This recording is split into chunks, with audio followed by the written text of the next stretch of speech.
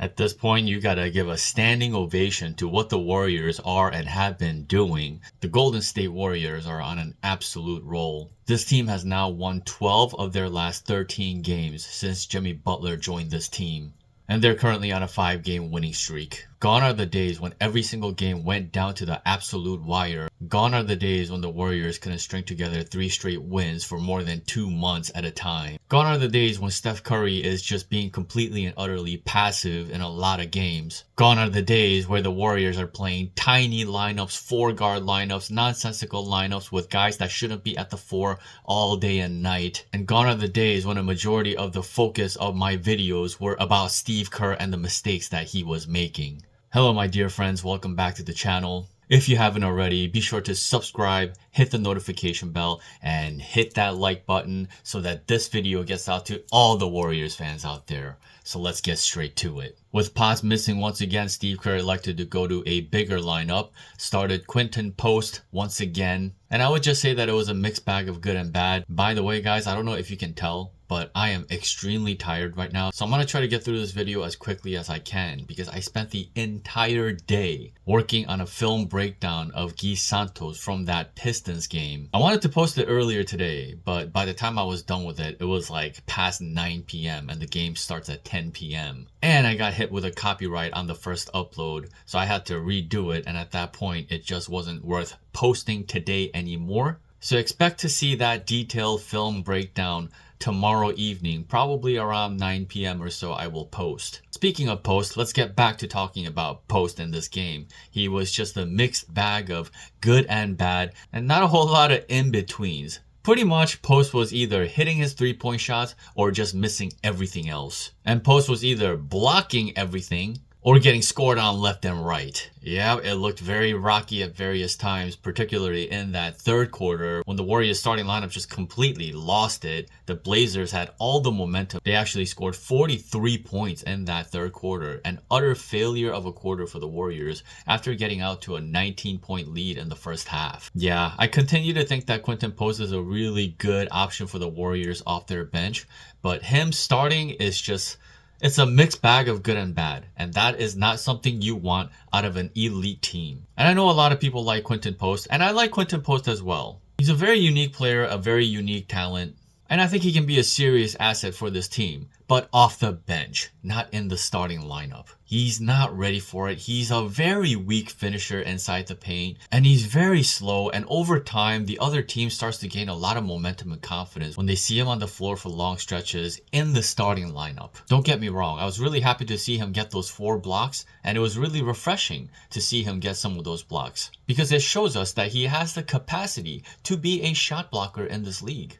But defense at the anchor spot is about consistency. It's not about a stat line, it's about what you do on a possession-by-possession basis. But aside from those hectic minutes, I thought that just about everybody played really well across the board. Maybe Draymond was also a mixed bag of good and bad in this game. You know, in that third quarter, things got a little wild. Actually, it got very wild. And when things get wild for the Warriors, you need a calming presence. You need to calm things down. And Draymond kind of has a tendency to play to the chaos that is going on and starts going really chaotic and making chaotic plays, rushing himself and all these things, and that's not good. You're a veteran. When things are flying all over the place, Draymond, as a veteran, has to be one of these guys who says, okay, guys, enough with the wild passing, enough with the rushing, let's execute. Let's calm down and execute. But other than that, Steph Curry was pretty masterful in this game, despite constantly being top-locked by Toumani Camara, who I actually really liked from his rookie year last season. You can see that grit, the strength, and the dog in him. And he tried to make it very tough for Steph Curry tonight, but Steph was hitting some really crazy shots from the 3-point line. And you know, down the stretch of the game in the fourth quarter, he started to miss and got a little cold. I think he might have been chasing after that 4,000 3-pointers record. I think he has to hit 2 more to get there. And honestly, and I've said this before, Steph Curry was starting to heat up in that third quarter, and then he got taken out. And he didn't look all that happy when he was taken out. You can see that clip right here. And yes, when Steph Curry really has it going, Steve's just gotta learn to let him play through it. You can always rest him a little bit more in that fourth quarter when Steph Curry has it going and he has an opportunity to extend the lead in that third quarter, and maybe he doesn't even have to come back in the fourth quarter if he builds enough of a lead, and then maybe that Jimmy Butler centric lineup to begin that fourth quarter can close it up if you have good enough of a lead. But aside from that, man, that first half was simply unreal how efficient these guys were. Steph Curry, Moses Moody, GP2, and even Buddy Hield got into the act tonight. I mean, look at these numbers. It's absolutely preposterous what the Warriors were able to do in that first half. And Moses Moody, shout out to Moses Moody for a lot of two-way play in this game. Just constant impact on both ends of the floor. Super efficient, 7 of 10 from the field and 20 points. 20 points on 10 shots. Pretty impressive for Moses Moody tonight. Yeah, every other play is like this guy gets a stop on one end and then scores on the other end. Gets a stop on one end, gets a stop on the other end. It was happening constantly tonight. Jimmy Butler keeping it steady. 15 points, 10 assists, and 10 rebounds for his first triple-double with the Warriors. And the bench tonight was just absolutely off the charts. GP2, what are we talking about? GP2, keep that Batman mask on because this guy has been unstoppable since he came back with that broken nose. The guy just could not miss. 4 of 6 from the three-point line.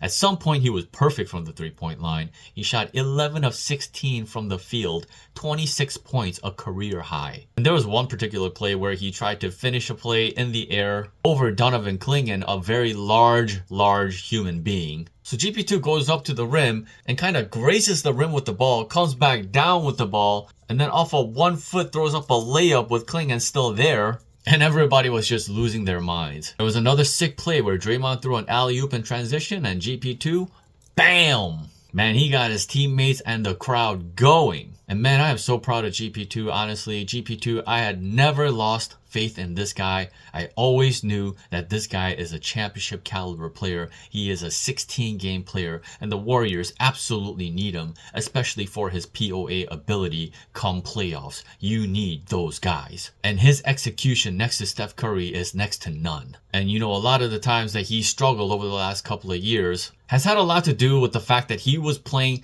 out of position and he was playing in nonsensical 4-guard lineups where he just simply could not look as effective as he should have looked. And I always put that on Steve Kerr because it is his fault. But gloriously tonight, the Warriors ran a 9-man rotation in which in certain lineups, GP2 was actually running point guard for this team. And guess what? He actually is capable of bringing up the ball in the Warriors offense.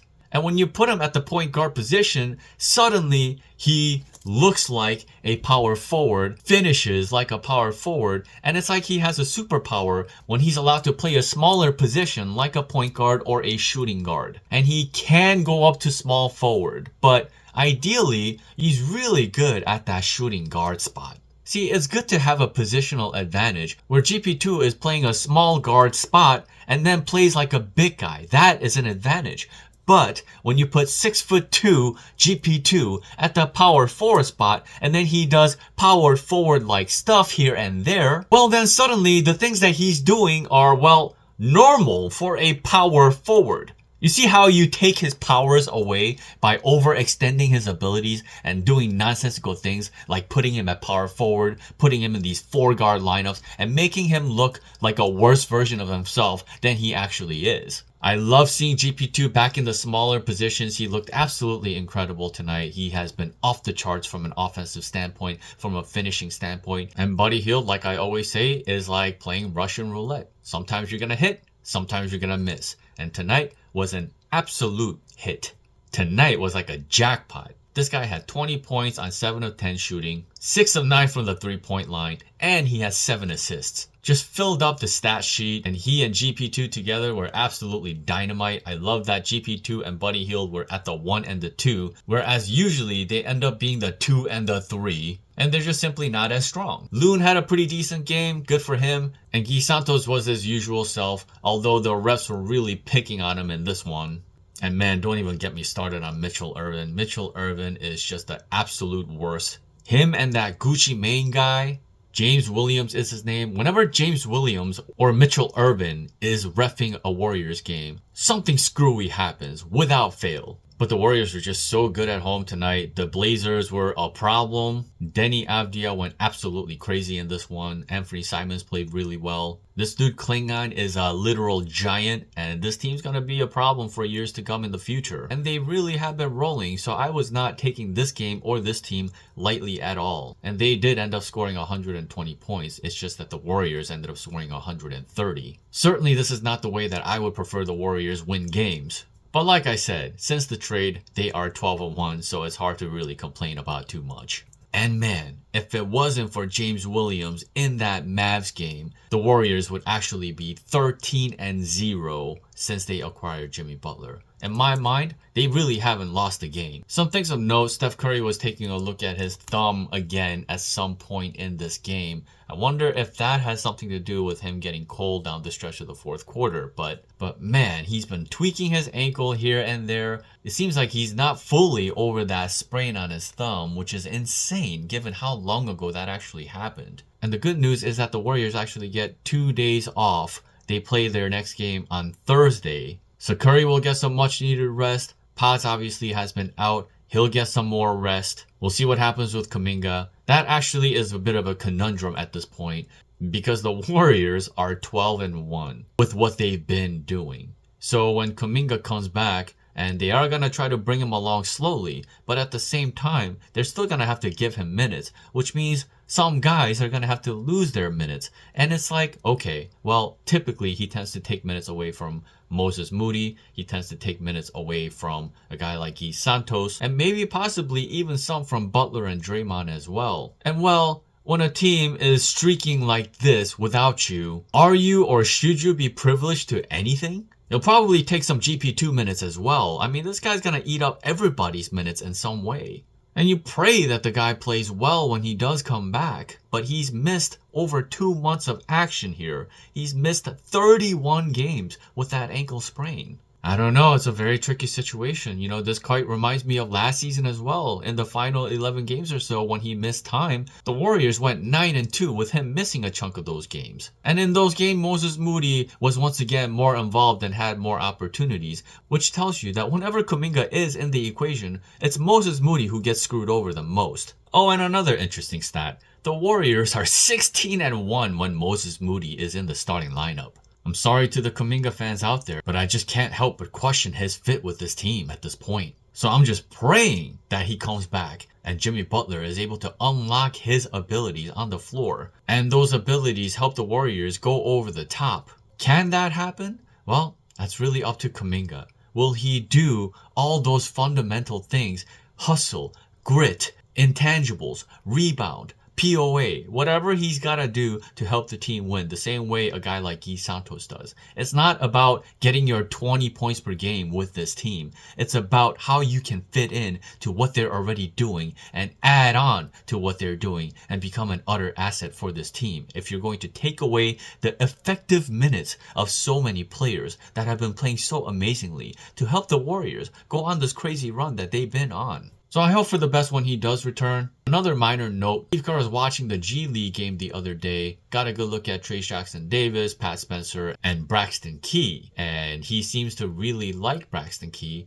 And, you know, I haven't seen too much of him, but I have seen the highlights, and he looks like a very intriguing player for this team. And I would rather the Warriors bring that guy along for the playoffs than Kevin Knox. I've seen enough of Kevin Knox. He's okay, but I don't think he's playoff caliber. And coaches are raving about how Braxton Key has some Draymond Green qualities from a defensive standpoint, and the Warriors need more defensive capable players going into the playoffs. That, by far and above, is the most important thing to me. But aside from that, man, take a look at the standings in the Western Conference. It is a bloodbath right now, and everybody that is near the Warriors is streaking, and they are winning, and they're really not giving the Warriors much of a break. So the Warriors must continue to take care of business and control their own destiny by continuing to win. Plain and simple. Yes, continue to stay healthy, continue to win games, and anything is possible in terms of where they can end up in the standings. Anyway, that's all I got for tonight. Thank you so much for watching. Be sure to look for that film breakdown video of Guy Santos from that Pistons game and his viability as a playoff caliber piece and a potential championship caliber piece. Yes, he has the potential to play a role to help the Warriors win a title this season. Does he still have more room to improve? Of course, but he's shown a lot. But enough about that. I go over all the things that he was able to do on both ends of the player, on both ends of the floor as a two-way player in that Pistons game, and he's been doing it for a while now, especially in crunch time. Again, thank you so much for watching. Until next time, let's go Warriors.